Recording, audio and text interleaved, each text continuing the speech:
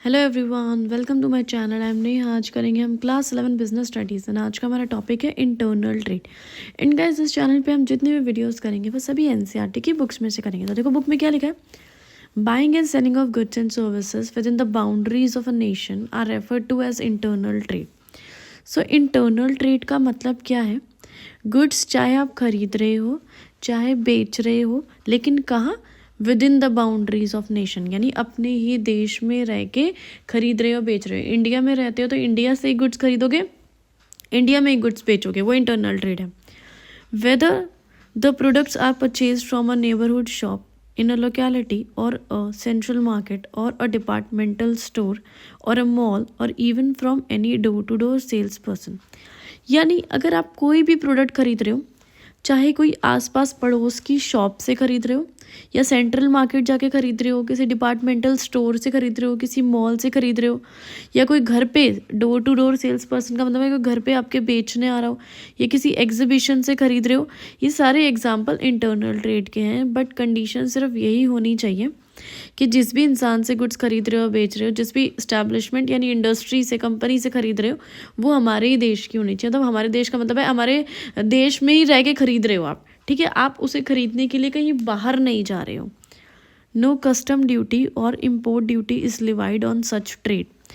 कोई भी custom duty नहीं देनी पड़ रही है, कोई इम्पोर्ट ड्यूटी नहीं देनी पड़ रही है, चाहे गुड्स खरीद रहे हो चाहे बेच रहे हो, कोई भी टाइप की ड्यूटी नहीं देनी है। As goods are part of domestic production. क्यों नहीं देनी है? क्योंकि जो भी गुड्स आप खरीद रहे हो या बेच रहे हो वो डोमेस्टिक प्रोडक्शन के हैं।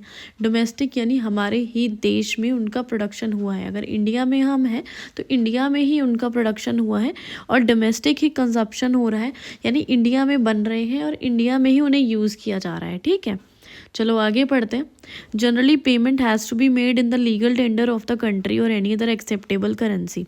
और जो आप पेमेंट देते हो, पैसे देते हो उन गुड्स को खरीदने के बाद, वो किस में देते हो? Legal tender of the country, यानी हमारे देश में जो लीगल मनी है यानी रुपीज़ जो चलता है उसमें हम पैसे दे रहे हैं। ये एक्सेप्टेबल करेंसी यानी कोई भी करेंसी अगर और एक्सेप्ट की जाती है, मतलब जोन सी देश में हमारे करेंसी चलती है बेसिकली उस करेंसी में पैसे दिए जा रहे हैं।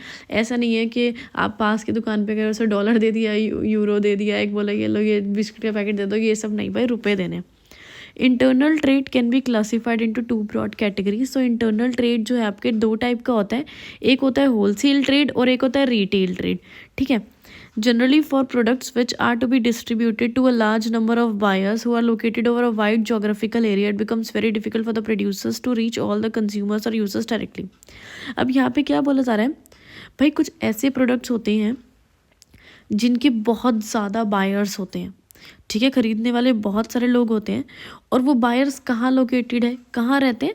वाइड जोग्राफिकल एरिया, यानी जगह जगह बिखरे हुए हैं। कुछ दिल्ली में है, कुछ मुंबई में है, कुछ पंजाब में है, कुछ साउथ की तरफ, ऐसे अलग अलग अलग अलग अलग बहुत सारी जगहों पे हैं।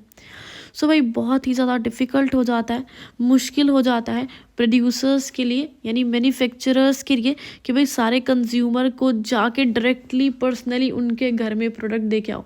अब भाई एक दिन में कई कई ऐसे बिस्किट पार्ले जी वगैरह पता लगे 1 लाख पैकेट बिक रहे हैं एक ही दिन में, तो कैसे मैन्युफैक्चरर पर्सनली हर एक कंज्यूमर के घर जाके प्रोडक्ट बेचेगा? भाई नहीं हो पाएगा, बहुत मुश्किल हो जाएगा। एग्जाम्पल देखते हैं, देखो यहाँ क्या लिखा हुआ है। फॉर एग्जाम्पल लिखो वेजिटेबल ऑयल, सपोज ऑयल है, नहाने की साबुन है, नमक है, ये इनका जो प्रोडक्शन होता है फैक्ट्री में हमारे देश के किसी एक पार्ट में होता है। सपोज जैसे अगर टी की बात करें जाए तो जैसे दार्जिलिंग वगैरह में टी पाई जाती है, लेकिन चाय पीने वाले लोग तो भाई पूरे इंडिया में हर कोने में बैठे हुए हैं ना, तो चाय पत्ती कैसे वहाँ से पहुँचाई जाए हर एक घर तक, बहुत मुश्किल है मैन्युफैक्चरर के लिए, क्योंकि मिलियंस ऑफ कंज्यूमर्स हैं भाई, बहुत सारे कंज्यूमर्स हैं, पूरे देश में फैले हुए हैं, बिखरे हुए हैं जगह जगह consumers. So with the help of wholesalers and retailers it become very important. So इसलिए बीच में होल सेलर्स और रिटेलर्स की ज़रूरत पड़ती है। क्यों ज़रूरत पड़ती है? क्योंकि मैन्युफैक्चरर पर्सनली जाके कंज्यूमर तक हर एक घर तक नहीं पहुंच सकता, तो बीच में होल सेलर और रिटेलर होंगे, तो उससे क्या होगा, उनको हेल्प मिल जाएगी मैन्युफैक्चरर को अपना सामान कंज्यूमर तक पहुँचाने में।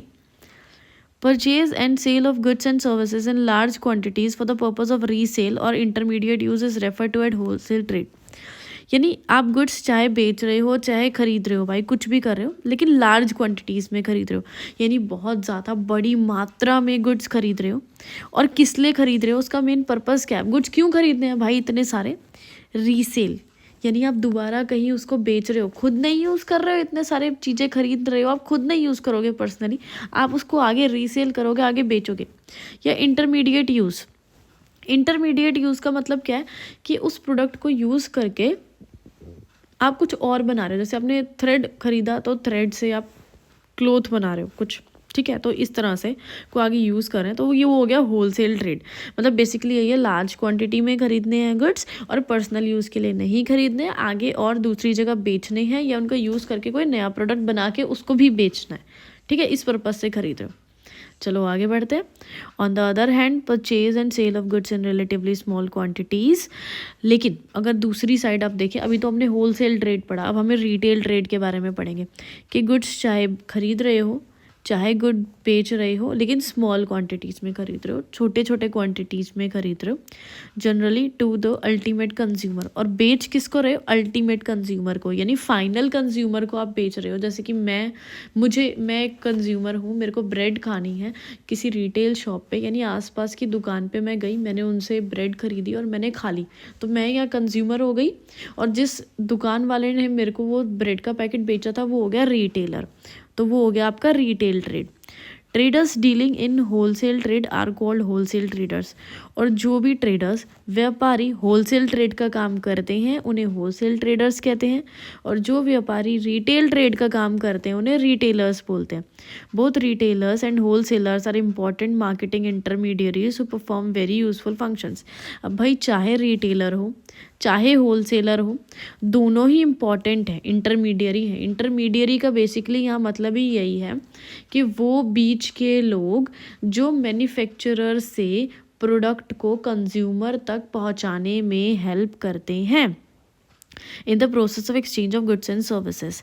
सो वही बात लिखी हुई है कि गुड्स एंड सर्विसेज को एक्सचेंज कराने में प्रोड्यूसर से और अल्टीमेट कंज्यूमर थे, बीच में जो एक्सचेंज इधर हो क्या रहा है, कैसे गुड्स एक्सचेंज हो रहे हैं कि एक जना गुड्स खरीद रहा है और एक जना गुड्स बेच रहा है, और उसके बदले एक जना पैसे दे रहा है, एक जना पैसे रिसीव कर रहा है, तो यहाँ पे ये चीज़ एक्सचेंज हो रही है, यानी गुड्स एंड सर्विसेज के बदले पैसे एक्सचेंज हो रहे हैं। और इस चीज़ में हेल्प कर कौन रहा है, बीच के होलसेलर और बीच के रिटेलर्स हेल्प कर रहे हैं। Internal trade aims at equitable distribution of goods within a nation speedily and at reasonable cost. So internal trade की हेल्प से क्या होता है, इक्विटेबल डिस्ट्रीब्यूशन ऑफ गुड्स, यानी भाई गुड्स जो है हर एक जगह हर एक नुक्कड़ तक हर एक गांव तक पहुंच पाते हैं इन लोगों की वजह से। स्पीडली का मतलब है बहुत स्पीड में। अब भाई अगर मैन्युफैक्चरर पर्सनली गुड्स बेचे तो बहुत मुश्किल और बहुत टाइम लग जाएगा, लेकिन बीच में अगर 2-3 बंदे होंगे जो गुड्स को वहाँ तक पहुँचा देंगे, कंज्यूमर तक पहुँचा देंगे, थोड़ा जल्दी काम हो जाएगा। And eight reasonable cost, reasonable cost यानी कॉस्ट भी काफ़ी कम लगती है यार। अब मैन्युफैक्चरर हर एक घर पे पर्सनली जाएगा तो कितनी मुश्किल पड़ जाएगी उसको, लेकिन बीच में कुछ लोग हैं जो खुद ही गुड्स उठा के लेके जा रहे हैं, खुद ही कंज्यूमर तक पहुँचा रहे हैं, तो भाई आपको काफ़ी ज़्यादा सस्ता पड़ने वाला है यहाँ पे। तो इस सारी वीडियो खत्म।